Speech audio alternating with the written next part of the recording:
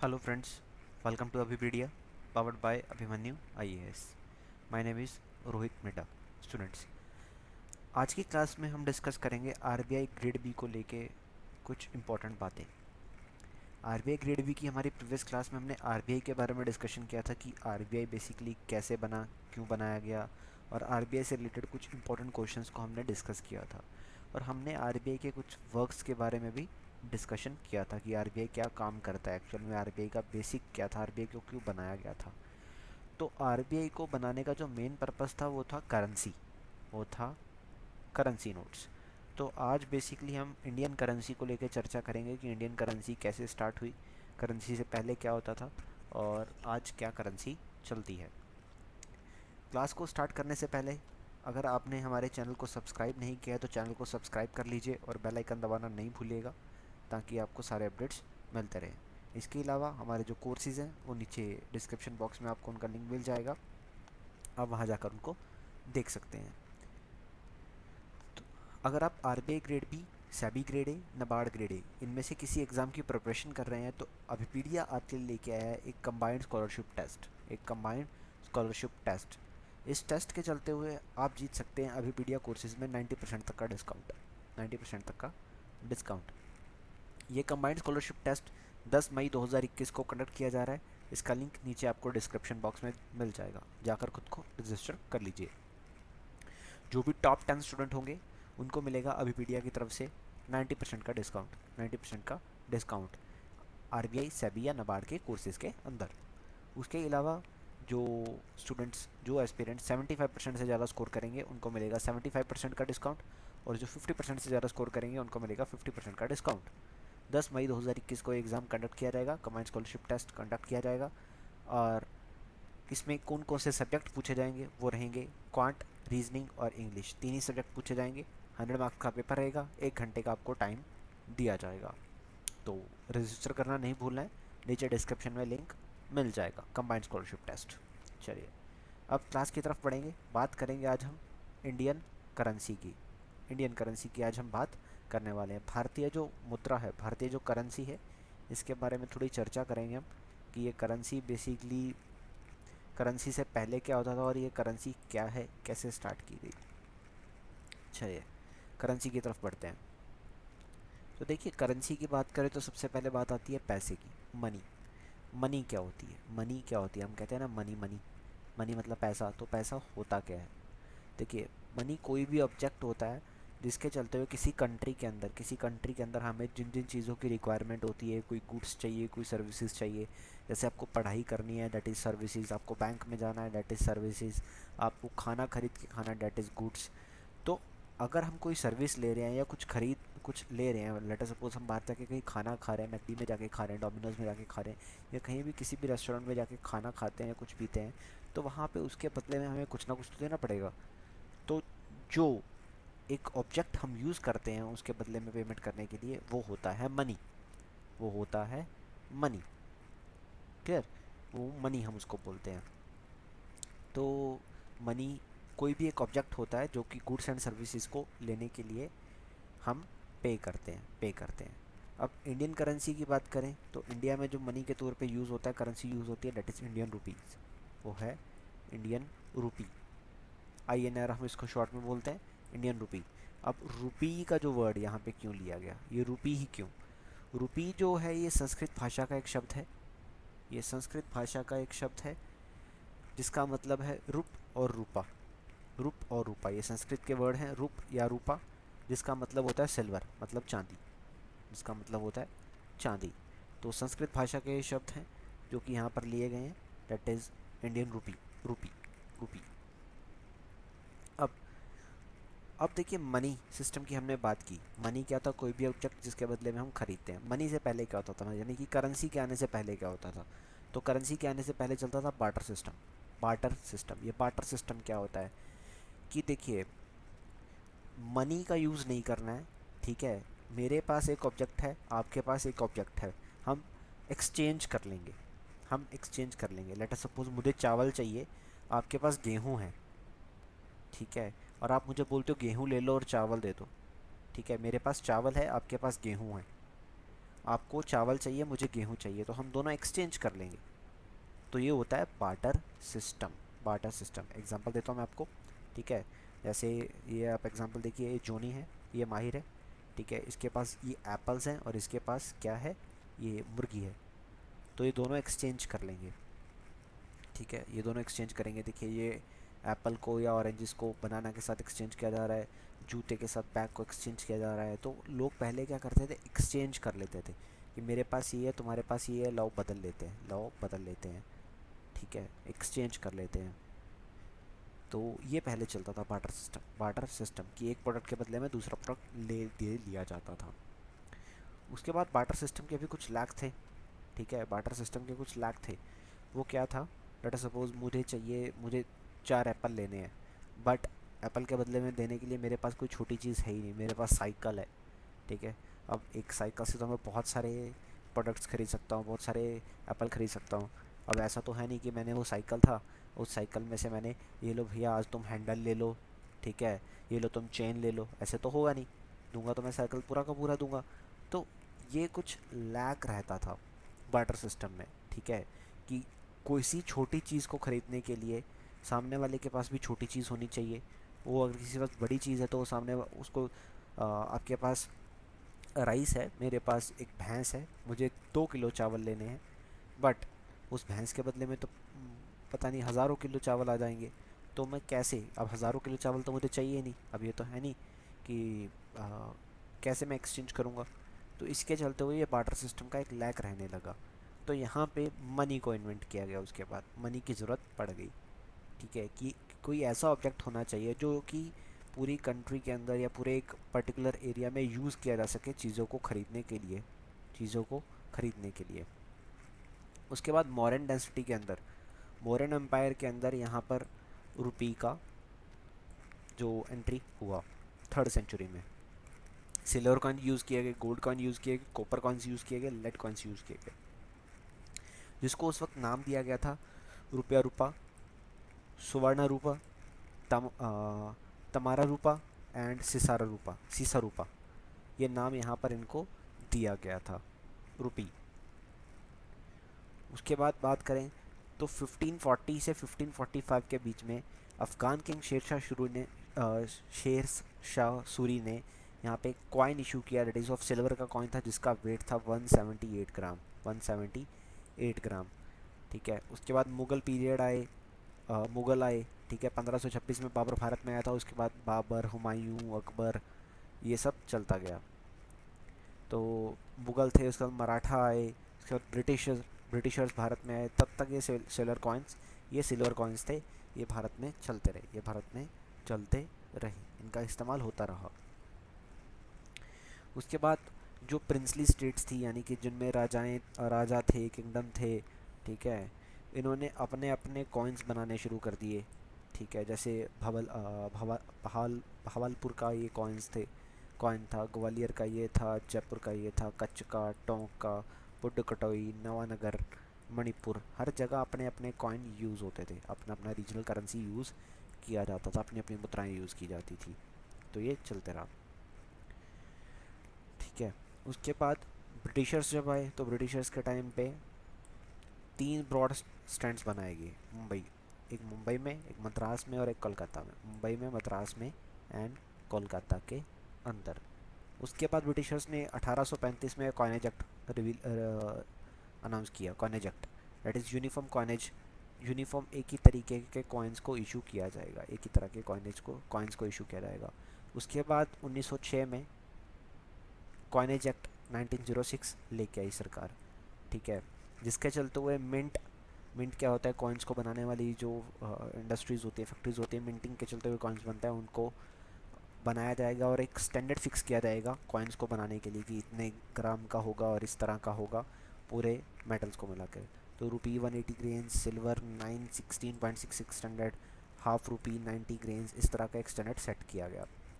उसके बाद world war 1 आया, जिसके चलते हुए सिल्वर की बहुत शॉर्टेज हो गई और ज़रूरत पड़ी पेपर करेंसी को इशू करने की, ज़रूरत पड़ी पेपर करेंसी को इशू करने की। और इसी के चलते हुए आरबीआई का बर्थ हुआ था 1935 में, क्योंकि पेपर करेंसी की ज़रूरत पड़ने लगी थी आफ्टर द वर्ल्ड वॉर 1। अब ब्रिटिश रूल में जो पैसे यहाँ पे चलते थे उनको हम क्या बोलते थे? ठीक है, रुपी था, रुपी तो आ गया था, बट एक रुपये में बेसिकली क्या होता था? पहले आनास चलते थे, आनास। तो एक रुपये में 16 आना होते थे, 16 आना। उसके बाद एक अर्थ रुपी होता था जिसमें 8 आना होते थे। ठीक है, 8 आना यानी कि आधा रुपया। उसके बाद एक पवाला, इसमें 4 आना होते थे। एक बेटा जिसमें 2 आना होते थे। ठीक है, उसके बाद एक आना, ये तो उल्टा ही हो गया, 1/16 रुपये। उसके बाद होता है एक पराका, पराका इसमें आधा आना था, आधा आना। एक कनी, पाइस, जिसमें 1/4 आना। एक दमीदी, डेट इज़ इसमें 1/12 आना। तो ये पहले चलता था। ठीक है, तो इसको आपको ध्यान में रख लेना थोड़ा सा। ये आनाज पहले चलते थे, होते थे, ये पहले आना चलते थे। ठीक है, बेसिकली ये ब्रिटिश इंडिया के टाइम पे था और आज़ादी के कुछ टाइम बाद भी ये चला। 16 आना, 8 आना, ऐसे बोला जाता था, ऐसे चलते थे। ठीक है, उसके बाद जैसे 1 रुपये में 100 पैसे होते हैं, हम बोलते थे। ठीक है, 8 आना मतलब 50 पैसे। ठीक है, 4 आना मतलब 25 पैसे। ठीक है, 2 आना मतलब 12.5 पैसे। ठीक है, ये ऐसे पहले चलता था। चलिए अब आगे बढ़ते हैं। उसके बाद जैसे आरबीआई का बर्थ हुआ और रिलीज़ हुए नोट्स, तो बैंक नोट और करेंसी नोट ये क्या होते हैं? ये क्या होते हैं? ठीक है, अब देखिए, आरबीआई ने बैंक नोट्स को प्रिंट करना शुरू किया, आरबीआई ने करेंसी नोट्स को प्रिंट करना शुरू किया, और आरबीआई के द्वारा ही वो पब्लिक में सर्कुलेट किए जाएंगे। यानी कि आरबीआई बैंक्स को पैसा देगा और बैंक्स आगे पब्लिक में सर्कुलेट करेंगे। That's why these are known as the bank note. ठीक है, क्योंकि आरबीआई के पास पूरी की पूरी अथॉरिटी थी इनको इशू करने की, और आरबीआई बैंक्स के द्वारा इनको इशू करता है। तो that why these currency notes are called as bank notes. ठीक है, और करेंसी नोट तो होता है दैट इज एक नेशन के अंदर, एक देश के अंदर जो बैंक नोट यूज़ किया जाता है सेम काइंड का, उसको हम बोल देते हैं इंडियन रुपी या Indian currency note. Indian currency note. अब कुछ इंपॉर्टेंट सेक्शंस हैं जो कि आरबीआई एक्ट के, कुछ इंपॉर्टेंट सेक्शंस जो कि काफ़ी इंपॉर्टेंट है पेपर पॉइंट ऑफ व्यू से, उसके बारे में आपको बता देता हूँ। The section 22 of RBI act 1934। देखिए, आरबीआई जो बनाया गया था ये आरबीआई एक्ट 1934 के तहत बनाया गया था। That is RBI is a statutory bank, I can say RBI एक स्टैट्यूटरी बॉडी है। तो सेक्शन 22 ऑफ आरबीआई एक्ट 1934 ये क्या कहता है कि भारत के अंदर सिर्फ आरबीआई ही एक ऐसी सब्सिडरी है, एक बॉडी है जिसके अंदर करेंसी नोट्स को इशू करने की पावर्स है। ठीक है, RBI has the exclusive right to issue currency notes in India, सिर्फ आरबीआई। उसके बाद सेक्शन 24 ऑफ आरबीआई एक्ट 1934 कहता है कि आरबीआई जो करेंसी नोट्स इशू कर सकता है, जो मैक्सिमम करेंसी नोट होगा वो 10,000 का हो सकता है। 10,000 के ज़्यादा इशू 10,000 से बड़ी डिनोमिनेशन का करेंसी नोट इशू करने की पावर आरबीआई के पास नहीं है under the section 24 of RBI act 1934। ठीक है, उसके बाद सेक्शन 26 ऑफ आरबीआई एक्ट 1934 कहता है that is a currency note, जो भी आरबीआई बैंक नोट्स को इशू करता है, जो भी करेंसी नोट्स आरबीआई इशू करता है, they are the legal tender in the country. They are the legal tender in the country. जो भी पैसा आरबीआई सर्कुलेट में दे रहा है वो एक लीगल टेंडर है, जब तक आरबीआई उसको इलीगल टेंडर्स में अनाउंस नहीं करता, रिटर्न नहीं लेता, वो लीगल टेंडर रहेगा। लीगल टेंडर मतलब वैलिड रहेगा। उसके बाद सेक्शन 28 ऑफ आरबीआई एक्ट 1934 क्या कहता है? ये कहता है कि जो फटे पुराने नोट होते हैं, जो नोट कट फट जाते हैं या ख़राब हो जाते हैं, उसके लिए भी आरबीआई अलग से रूल्स लेके आता है। तो that allows the rules to RBI to form rules regarding the exchange of damaged and imperfect notes. ये कहता है रिजर्व बैंक ऑफ इंडिया। चलिए, अभी तक अगर आपको इसमें कोई भी डाउट आ रहा है you can write in the comment section, आप कमेंट सेक्शन में पूछ सकते हैं। ठीक है, अब कॉइन्स की बात करते हैं। तो देखिए, 1 रुपये का जो नोट होता है और जो कॉइन होते हैं, इसको आरबीआई इशू नहीं करता, they are issued by government of India. Ministry of finance की स्टैंप लगती है एंड फाइनेंस सेक्रेटरी के सिग्नेचर होते हैं 1 रुपये के नोट के ऊपर। एंड जो 1 रुपये के नोट को छोड़कर बाकी के जितने भी करेंसी नोट्स होते हैं उन पे आरबीआई के गवर्नर के सिग्नेचर होते हैं। और कॉइनेज एक्ट 1906 मैंने अभी आपको बताया था। तो the section 6 of the coinage act 1906 कहता है कि जो कॉइन है, सिक्का है, उसकी जो मैक्सिमम डिनोमिनेशन हो सकती है वो हो सकती है 1,000 रुपये। नोट की 10,000, सिक्के की 1000, यही रह सकता है। चलिए देखिए, आरबीआई जो था, आरबीआई बन गया था कब? आरबीआई बन गया था डेट इज़ इन द 1935, 1 अप्रैल 1935 को आरबीआई बन गया था under the RBI act 1934। RBI को बना दिया गया।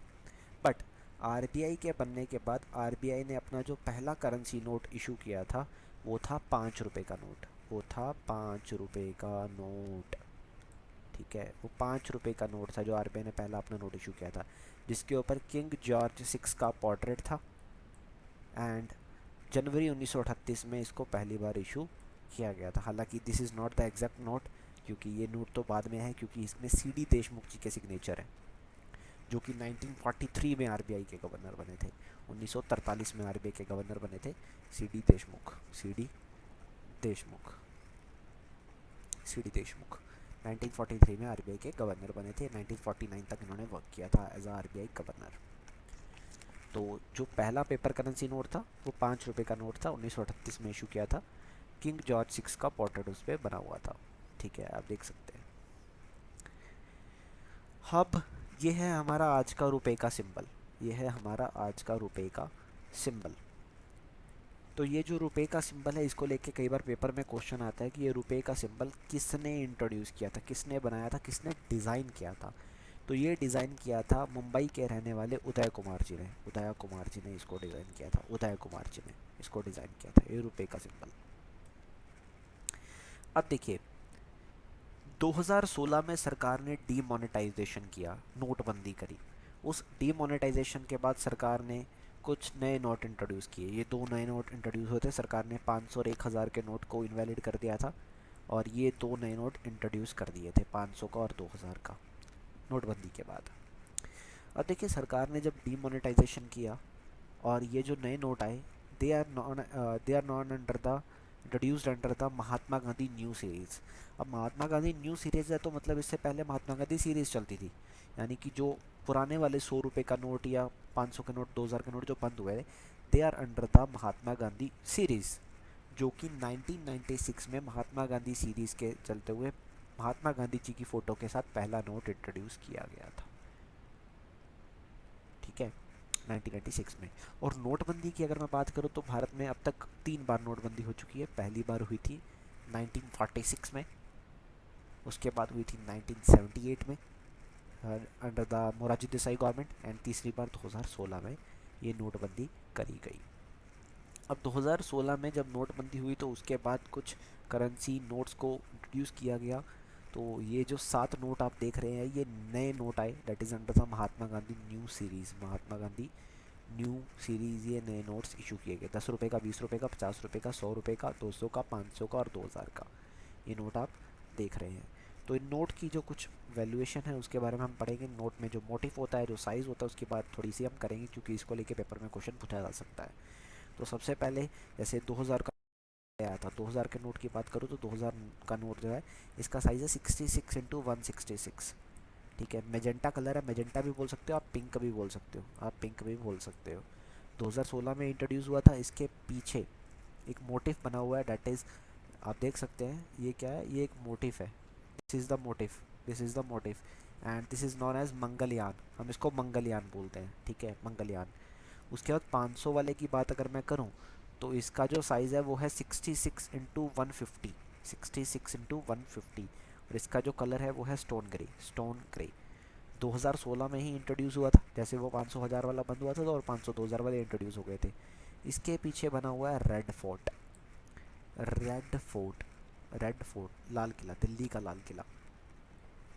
उसके बाद 2017 में आया था 200 रुपये का नोट, 200 का नोट, 66 × 146 इसका साइज़ है, एंड इसका जो कलर है वो है bright yellow, bright yellow.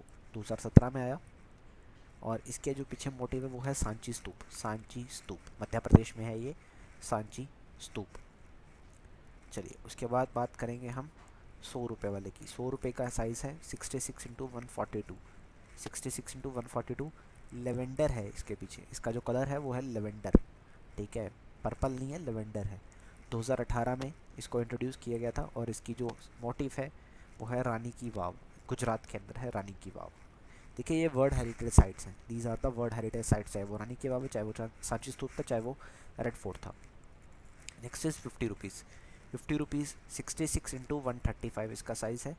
Fluorescent blue इसका कलर है, फ्लोरोसेंट ब्लू इसका कलर है, फ्लोरोसेंट ब्लू। एंड 2017 में इसको इंट्रोड्यूस किया गया था। इसका जो मोटिव है वो है Hampi, Hampi with chariot. Hampi is in Karnataka and this is also a world heritage site.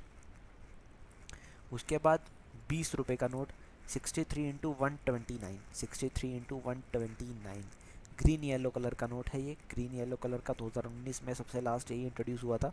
And Ellora caves, Ellora की गुफाएं जो कि महाराष्ट्र औरंगाबाद के अंदर है, ये इसका मोटिव है। उसके बाद 10 रुपये के नोट की बात करूँ तो 10 रुपये के नोट का जो मोटिव है जो सॉरी डायमेंशन है वो है 63 इंटू 123। चॉकलेट ब्राउन कलर है इसका, 2018 में इंट्रोड्यूस किया गया था। Sun temple, sun temple Konark Odisha के अंदर है, ओडिशा के अंदर है, ये इसका मोटिव है। This is also world heritage site. अब देखिए डायमेंशन को याद करने का थोड़ा सा देख लेते हैं। 63 63, पहले जो 10-20 वाले नोट है वो आपने देखे थोड़े छोटे हैं साइज़ में, ठीक है, लेंथ में, सॉरी ब्रेड्थ में आई कैन से, क्योंकि लेंथ तो ब्रेड्थ हम बोल देते हैं, बट जो लंबाई होती है वो हमेशा चौड़ाई से ज़्यादा होती है, हम ये भी बोलते हैं। तो 63 पहले 10-20 वाले नोट पे आएगा और 123 129, 6 का डिफरेंस। उसके बाद बाकी सब नोट 66 पे हैं, 66 66 66, ठीक है। पहले 6 बढ़ा, फिर 6 बढ़ा 129 से 135, फिर बढ़ा 7, फिर 4, फिर 4, फिर 16, ठीक है। ये तो आपको याद ही रहेगा, 66 इंटू 166 सबसे बड़ा यही है, ठीक है। तो ये जो नए वाले करेंसी नोट्स है ना, इसके बारे में आपको ध्यान में रखना है, इसके बारे में आपको ध्यान रखना है, क्योंकि ये काफ़ी इंपॉर्टेंट है। नए वाले करेंसी नोट्स ये काफ़ी इम्पॉर्टेंट है।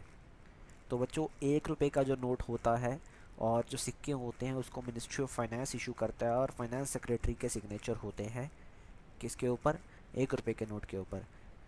अभी मैं आपको एक क्वेश्चन दे रहा हूँ कि आप मुझे कमेंट सेक्शन में बताएंगे कि भारत के प्रेजेंट फाइनेंस सेक्रेटरी कौन है, who is the present finance secretary of India. And आगे अगर मैं बात करूं तो 1 रुपये के नोट को छोड़कर बाकी जितने भी करेंसी नोट्स आज वैलिड हैं उसके ऊपर आरबीआई के गवर्नर के सिग्नेचर होते हैं। And the present governor of Reserve Bank of India is Shaktikanta Das. ये हम सब जानते हैं, पिछली क्लास में हमने ये पढ़ा था। अब ये जो पैसा है जिसकी हमने बात करी, ये प्रिंट कहाँ पे होता है, ये पैसा प्रिंट कहाँ पे होता है?